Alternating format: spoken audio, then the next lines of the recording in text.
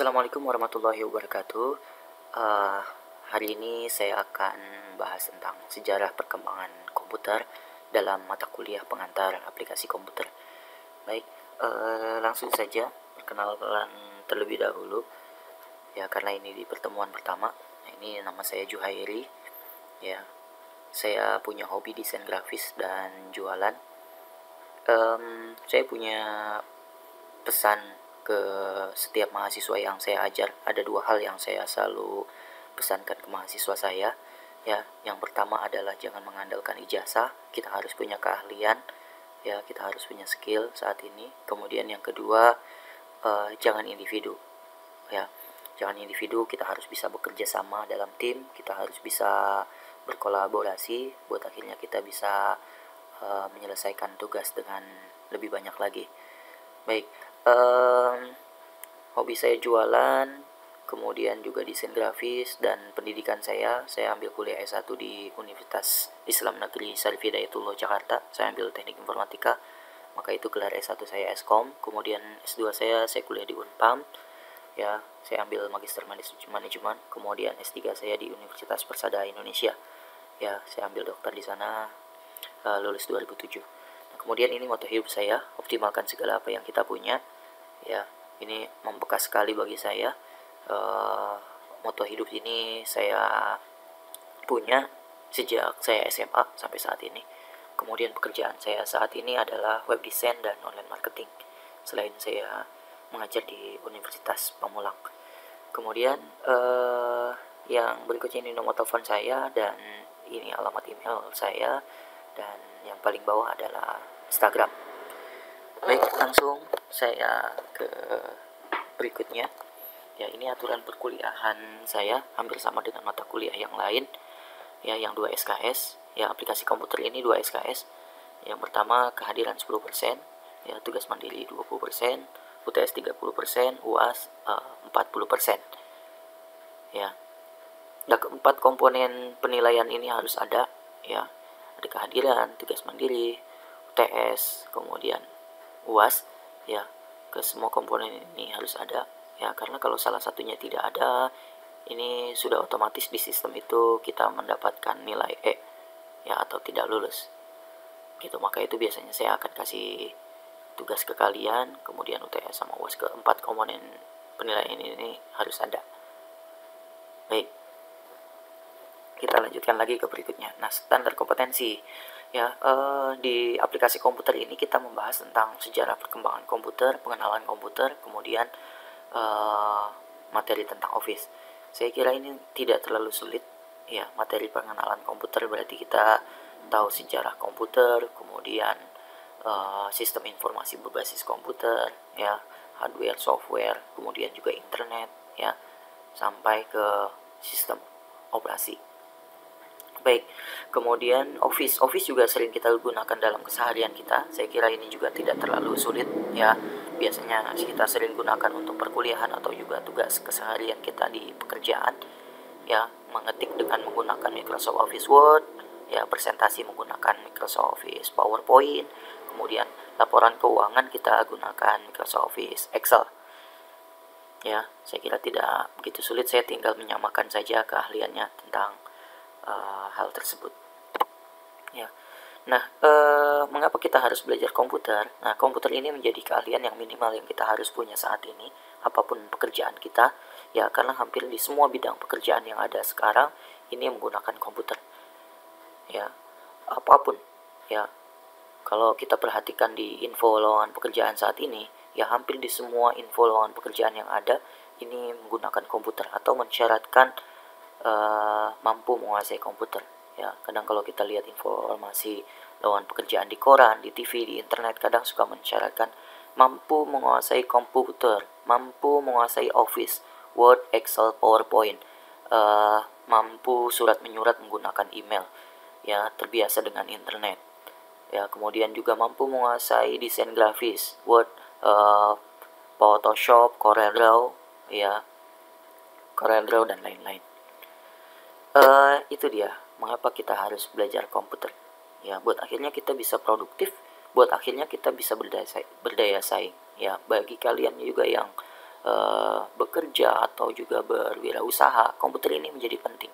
Ketika kita bekerja, ya buat akhirnya kita bisa lebih produktif, juga meningkatkan daya saing atau juga meningkatkan penghasilan pekerjaan di tempat usaha kita, di tempat pekerjaan kita. Nah, ini harus menggunakan komputer karena akan tertinggal dengan yang lainnya. Semuanya saat ini by system. Ya, begitu juga bagi kita yang berwirausaha. Ya, jelas ketika kita berwirausaha, ketika kita bisa buat mengembangkan usaha kita, kita harus menggunakan komputer atau menggunakan sistem di dalamnya. Ya, baik, saya akan lanjut. Nah, ini perkembangan teknologi. Ya, sebenarnya banyak perkembangan teknologi yang ada. Saya di slide ini saya hanya menjelaskan 3 ini saja. Yang pertama komputer, yang kedua handphone, yang ketiga internet. Ya, saya bahas dulu yang pertama.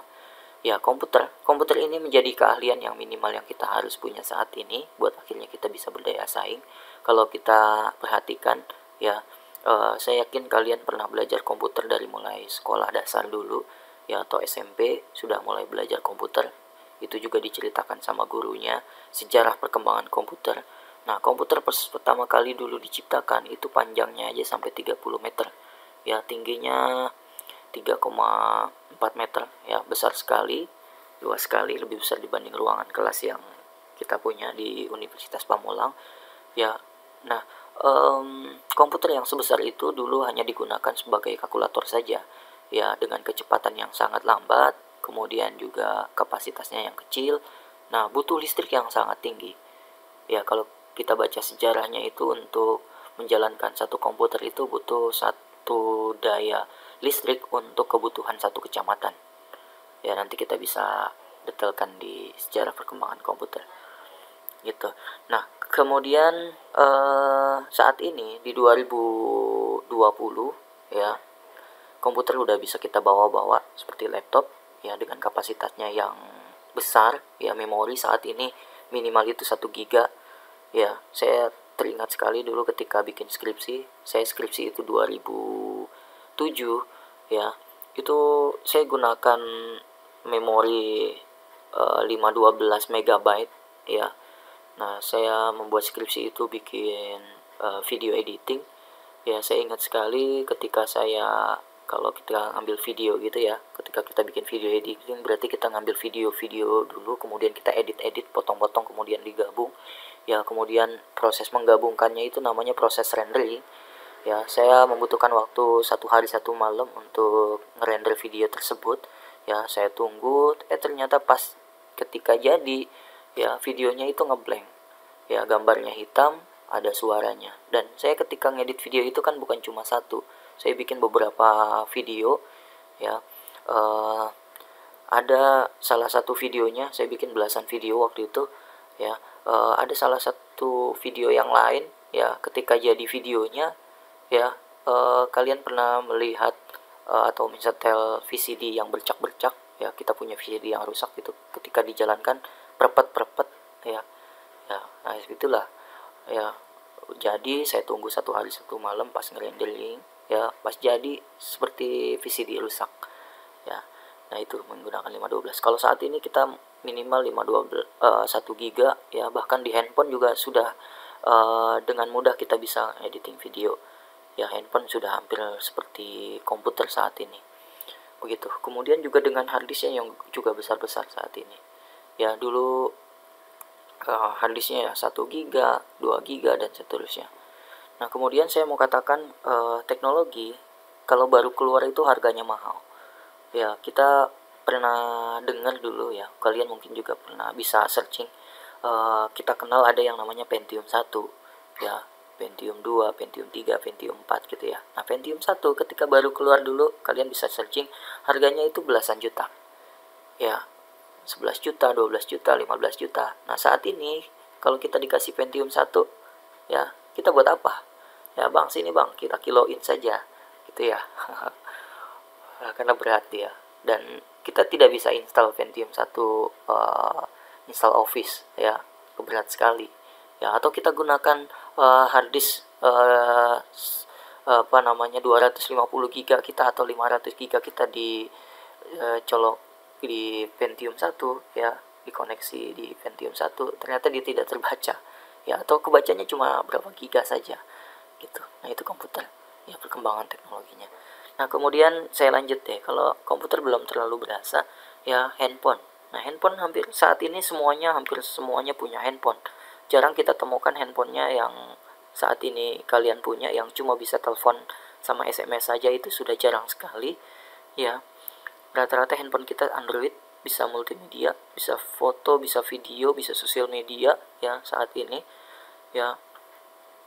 Karena memang perkembangan handphone ini cepat sekali ya, lebih cepat dibanding perkembangan komputer ya. Kalau saat ini kita beli handphone ya, bulan depan, nggak sampai bulan depan ada lagi keluaran yang terbaru ya. Kalau dulu kita hafal merek handphone sebelum CDMA itu apa saja, ada Nokia, Sony Ericsson, kemudian Siemens, Motorola ya, hanya beberapa, paling 6 atau 7 merek ya. Kalau saat ini kita tidak hafal merek handphone karena banyak sekali, yang belakangnya O aja banyak, Oppo, Lenovo, Vivo ya, dan lain-lain ya, banyak sekali. Atau nggak perlu merek handphone deh, satu merek handphone kita hafal nggak serinya apa saja ya.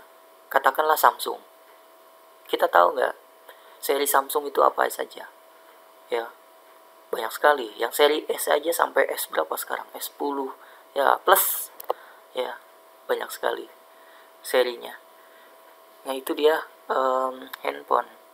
Kemudian juga saya mau katakan, teknologi kalau baru keluar harganya mahal gitu juga handphone ya. Katakanlah ketika kita pengen beli handphone ya, kita kepingin memori handphonenya berapa, kameranya berapa gitu ya, kemudian juga kapasitasnya berapa ya, prosesor berapa gitu ya, kita kepingin beli, katakanlah harganya 4 juta. Kita kumpulkan uang ya, kita sisihkan uang transport kita, uang makan kita sisihkan ya, kemudian kita kumpulkan, pas kumpul 4 juta kita beli yang kita mau ya. Pas ketika kita beli nggak sampai 1 bulan ada lagi keluaran yang terbaru, kita pengen beli lagi ya. Nah teknologi kalau kita udah beli ya, baru dibawa pulang aja kita mau tuker tambah, itu harganya sudah turun ya. Katakanlah tadi kita pengen beli lagi ya handphone yang terbaru tadi ya, speknya lebih tinggi, harganya nggak beda jauh ya. Bang, tuker tambah bang sama yang ini belum sampai 1 bulan nih ya. Tuker tambah mah nggak bisa dek ya, tuker tambah mah nggak bisa neng ya.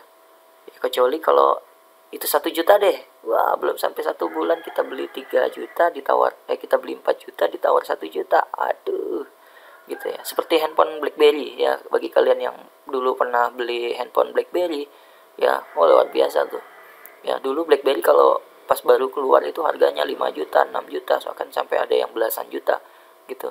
Sekarang coba BlackBerry yang itu, kan dulu kalau kita mau BlackBerryan ya, handphonenya juga harus BlackBerry ya. Nah harganya segitu, dan sekarang ditawar berapa ya, ditawar 100.000, 50.000 gitu ya. Saya sempat punya handphone BlackBerry dulu ya, saya punya yang Curve ya, saya beli 2 juta atau 3 juta waktu itu, saya lupa ya. Ketika ada muncul Android, saya tidak mau beli Android ya, karena saya pikir handphone saya yang BlackBerry ini masih bagus ya, baterainya juga belum bocor, masih kuat lama gitu ya, saya masih bisa kerja di situ. Ketika muncul Android ya, istri saya beli yang Android, ketika saya buka internet ya di handphone BlackBerry saya bisa kebuka, tapi setelah beberapa menit, 15 menit waktu itu baru kebuka. Tapi ketika saya saya gunakan Android ya, nggak sampai lama langsung kebuka internetnya. Wah akhirnya saya harus ganti gitu. Ketika saya mau ganti, tuker tambah sama bank, saya mau tuker tambah yang Android itu sampai BlackBerry ini, BlackBerry saya belum bocor, baterainya masih kuat lama dan masih bisa berfungsi. Ya udah 50.000 deh tuh, 50.000 ya, sakit sekali. Udah akhirnya nggak jadi bang, udah saya beli aja Androidnya gitu. Oke kita lanjutkan internet ya. Internet juga ini canggih saat ini, hampir di setiap daerah sekarang ada internet, apalagi di Jabodetabek ya, ini ada internet. Kemudian dengan adanya internet ini kita tertolong ya, hampir semua pekerjaan yang ada saat ini bisa terbantu oleh internet ya. Dan banyak pekerjaan-pekerjaan yang bermunculan saat ini juga karena perkembangan internet ya. Banyak toko online, kemudian juga banyak usaha-usaha yang baru muncul beberapa tahun ini ya, dengan perkembangan internet. Ada ojek online, kemudian juga toko online ya, dan lain-lain. Dan paket internet juga tidak terlalu mahal saat ini ya. Ada paket data per hari itu 2.000, 5.000 ya, paket full per hari. Kita bisa internetan sepuasnya, kita bisa gunakan internet itu untuk pekerjaan ya. Ada satu kebiasaan yang bisa tertolong dengan internet. Misal contohnya ketika kita mau belanja, bagi yang kalian tidak suka berbelanja ke pasar ya sekarang dengan sangat mudah kita dari tempat yang kita suka, dari rumah kita atau sambil rebahan, kita bisa pesan secara online ya. Atau kalau yang senang ke pasar ya silakan juga. Kalau pasar repot sekali, semuanya dikunjungin dan kita belum tahu harga yang pasti ya.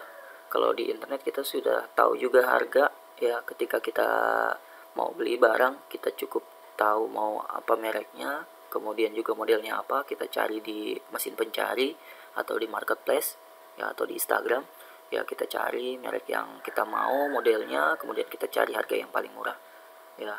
Ada kalian ya kalau yang cari harga, yang cari paling mahal, saya kira jarang sekali.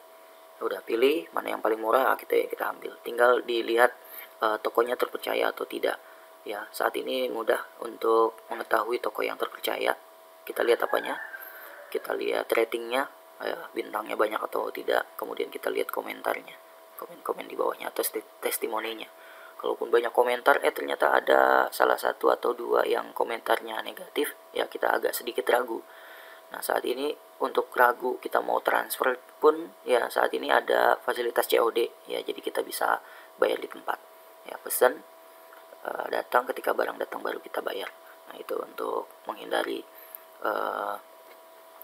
penipuan atau barangnya yang reject atau barangnya yang kurang bagus ya. Nah saat ini juga ada COD yang kalau barangnya tidak sesuai ya kita bisa kembalikan ya. Baik, kita lanjut.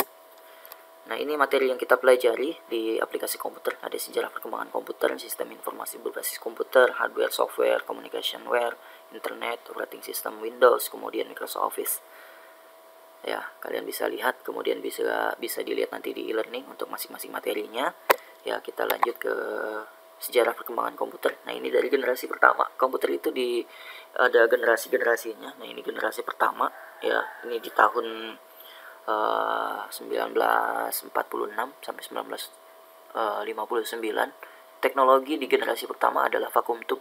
Kita lihat di sebelah kanan sini. Nah ini vacuum tube ya, ini teknologinya. Nah ini yang saya katakan, panjang komputer itu di generasi awal ini panjangnya aja sampai 30 meter. Ini meter ya. Kemudian tingginya 2,4 meter. Nah kemudian ini daya listriknya 174 kW, besar sekali ya. Nah di generasi pertama ini komputernya sebesar ini, kalian bisa searching gambar generasi pertama, besar sekali ya, lebih besar dibanding ruangan perkuliahan kita ya. Nah sangat lambat, kemudian juga cepat panas ya, kemudian kapasitas penyimpanannya kecil. Dan komputer sebesar ini di generasi pertama itu hanya dipergunakan untuk menghitung ya, sebagai kalkulator untuk saat ini ya. Ini generasi pertama. Kemudian saya lanjut ke generasi kedua ya.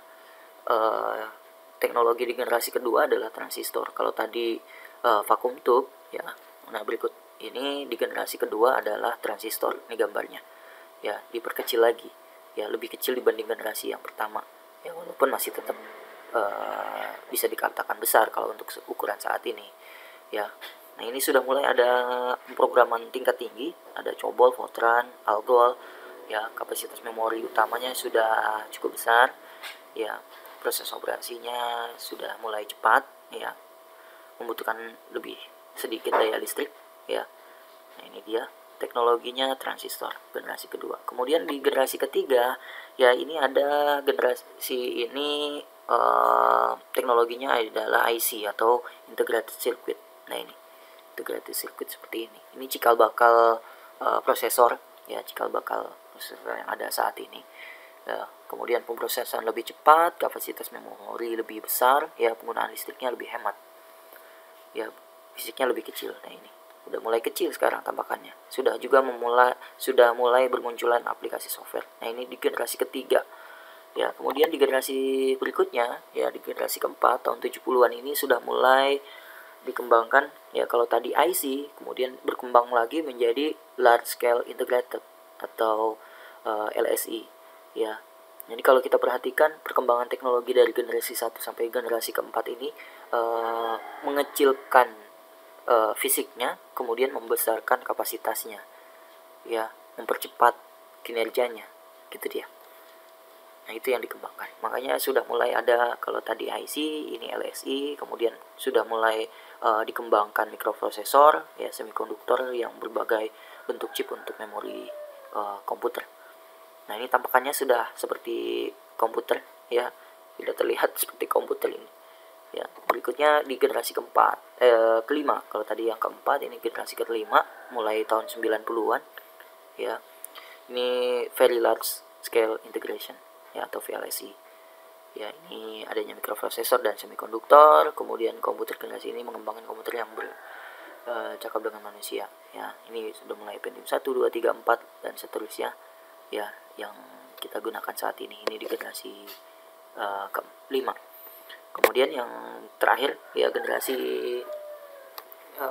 yang lagi dikembangkan untuk masa depan adalah komputer saat ini sudah mulai dikembangkan dengan kecerdasan buatan. Jadi komputer seperti robot-robot sudah mulai dikembangkan. Kemudian juga kalau kita lihat di YouTube, ya, ada komputer, ada mobil tanpa awak atau pesawat tanpa awak, ya, itu bisa, ya, memungkinkan dengan teknologi yang saat ini. Logikanya gini, sekarang ada teknologi GPS, ya, mobil bisa jalan, ya, dia tidak menabrak, ya. Kita kan kalau kita memundurkan mobil, biasanya kalau mau nabrak di belakang itu ada bunyi sensornya, di gitu, ya.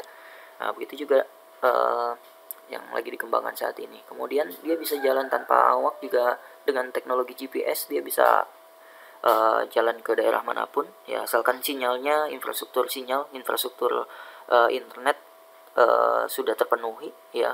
Jadi jangan sampai ketika jalan sinyalnya putus, ya, tahu-tahu dia disuruh belok tahu-tahu ada got, itu nggak bisa. Maka itu infrastrukturnya juga dipersiapkan untuk sinyal bisa stabil, kemudian bisa ada terus, begitu. Nah, kemudian juga kecerdasan buatan, jadi bisa memutuskan, ya, mengambil keputusan, ya, bisa kita gunakan untuk mengambil keputusan. Kemudian juga bisa menjalankan perintah-perintah tertentu yang kita setting, itu sedang dikembangkan. Oke, kita tunggu saja komputer generasi yang saat ini nanti akan muncul seperti apa, ya. Yang jelas saya mau katakan bahwa teknologi ini berkembang sangat cepat, ya. Kemudian juga kita gunakan dan untuk kemudahan kita sebagai alat, dan juga untuk jangan sampai juga menjadi korban teknologi, ya. Misal korban teknologi itu maksudnya gini, ada teknologi yang terbaru kita kepengen beli, misal handphone ada keluaran terbaru kita kepengen beli, gitu, ya. Saya punya pemikiran, yaudah beli teknologi sesuai dengan kebutuhan kita saja. Misal handphone, apa sih butuhnya kita handphone, ya, saya kepingin bisa memoto dengan bagus, ya udah kita pilih kameranya yang berapa megapiksel. Atau kepengen fotonya yang belakangnya bisa ngeblur, apa tuh namanya, bokeh, kita pilih yang itu. Kemudian apa bisa video editing, oke, berarti butuh memorinya berapa, ya, katakanlah 4 GB udah cukup. Kemudian bisa infrared, kemudian baterainya lama, ya udah kita beli katakanlah 4 juta. Ya udah, ketika muncul lagi teknologi yang baru, ketika ini masih ada, ya kita cukup dengan teknologi yang kita punya. Itu mungkin, ya. Terima kasih, kita ketemu lagi di sesi berikutnya, ya. Selamat belajar, ya. Selamat menikmati video-video yang ada. Kemudian juga kalau ada pertanyaan silahkan dipertanyakan saja. Assalamualaikum warahmatullahi wabarakatuh.